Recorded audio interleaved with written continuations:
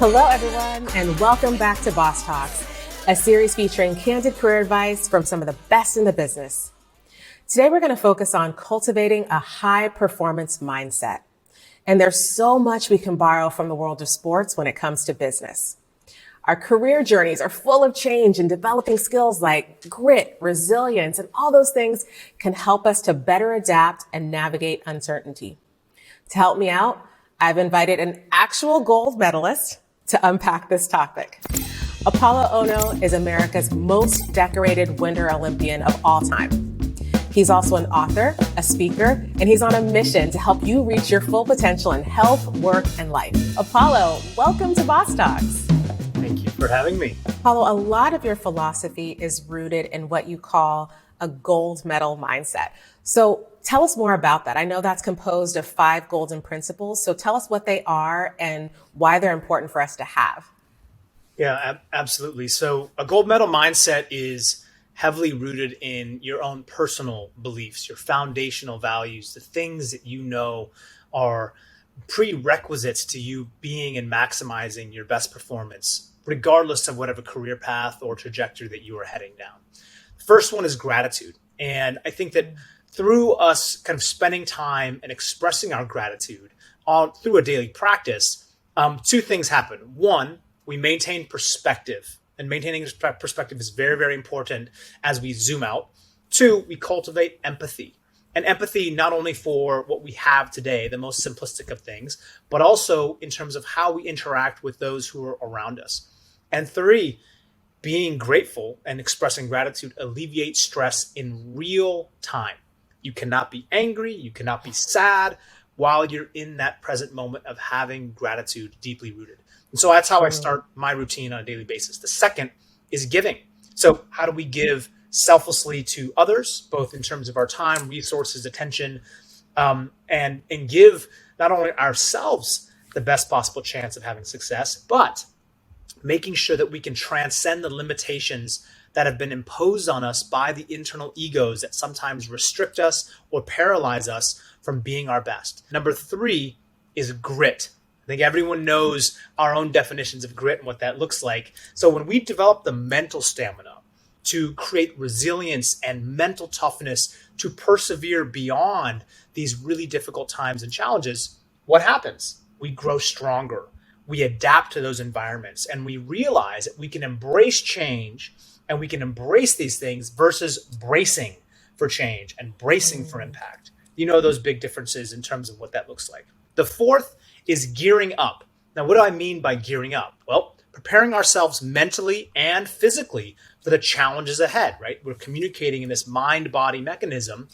So we need to be able to level up our expectations of performance, not only of our peers and coworkers and micro teams, friends and family, but also for ourselves. And so we know that the only way to make drastic, sharp pivots and moves is by demanding more from ourselves. The last and final is go. And what is go? Well, it's pretty simple. Just go and get into action, right? Go, take the shot. Sometimes we suffer, at least I did for many, many years in my career, this kind of paralysis by analysis mechanism, right? I was so worried about not releasing this technique or this, my full self until I ripped open the curtain because I wanted perfectionism. And I think perfectionism is great if you're able to lean on it as a lever, and it keeps this insatiable desire to always want to grow and be your best, but also recognizing at times that failure isn't always what we thought it once was. And I think the more that we can make a habit of picking ourselves up, dusting ourselves off, recalibrating that focus, and then trying again makes for a much better approach towards, I think, the direction that we really want to head towards.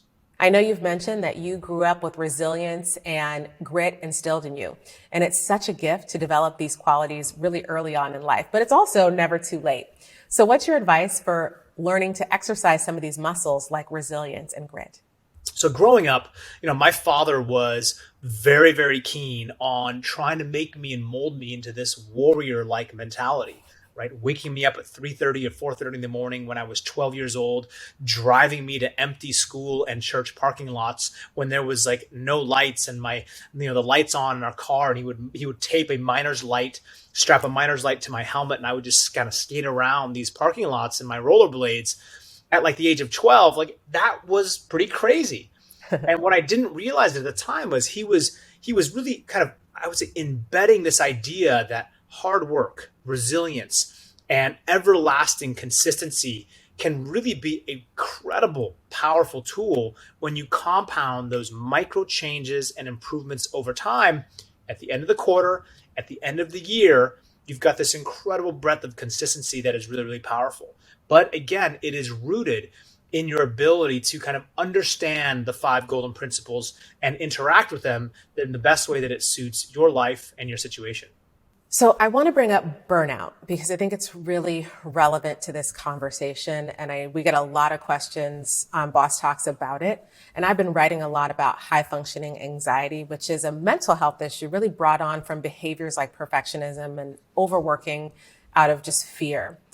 And I love what you said a moment ago about just taking the time to breathe in and breathe out, slow yourself down. What are your tips, though, for making sure we take care of ourselves? For so long, we have been told that you'll sleep when you're dead, more work is better, keep going, 7 days a week, keep grinding. And I think the reality is, look, there's some people who are superhuman. They have the ability to do those things. But we're not all that person. We're very unique and different in our own ways. And most of us require periods of hard work followed by periods of recovery. Periods of hard work, and this cyclical nature that exists is the exact identical routine and ebb and flow that we have during physical training in the Olympics. And your body and mind need these moments of recovery and regeneration, not only from a physiological perspective, but psychologically. And so when you're taking a break, take the break, right? It's a big difference between fully connected as a cyborg to your device and thinking you're taking an hour off or 20 minutes off when you've actually not done any of that. And your brain needs to disconnect for a period of time to actually allow those memories to web into these spindles that actually create this amazing, beautiful catalog of what's actually happened throughout the day.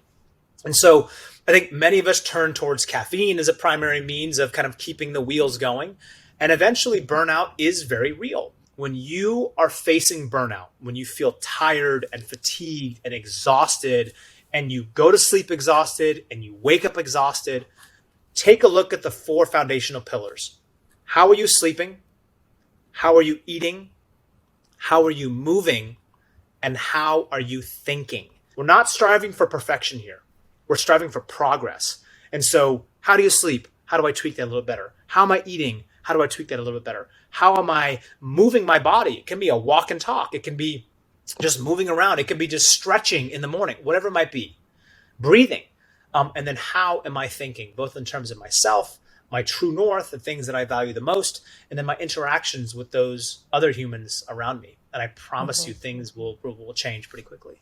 So you're all about action. It's so inspiring and it's infectious even. What happens when we're feeling stuck, though? What are your tips for motivating yourself to make that first move?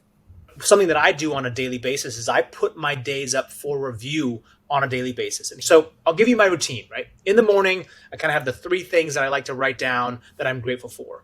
Then I like to say 3 things or 4 things that I would like to have happen today that would make today amazing. Right? It can be things that are, I don't know, they could be like just tasks that I want. It could be the way that I am dealing with food, right? Or with my workouts or with my focus throughout the day. And I look at these things, I keep them front and center. I write them down physically. I believe the tactile experience is very important. And then I have this kind of thoughtfulness, this manifesting component where I say, who am I? Who do I desire to be? What do I want? What do I want to glow with energy, right? Like, how do I want to interact with all of you today? My intentionality today is by leaving you with some sense of inspiration, motivation, and reaffirmation that you have the answers. They contained between your own self. They're actually between your own 2 ears, right? The world's greatest asset or the world's strongest prison is right between here. At the end of the day, I have another category, and I do the following. What were 3 things today that happened that were spectacular, that were amazing, that made me feel alive, right? What were those 3 things? And the last is improvements. What are things that I can improve upon? What are things perhaps that didn't go my way, or maybe I fell off the wagon, or maybe I reacted in a way that wasn't best suited for what I actually really wanted? And how do I do those things a little bit differently for tomorrow? And they keep it simple, right? The simplicity is what makes it easy to adapt.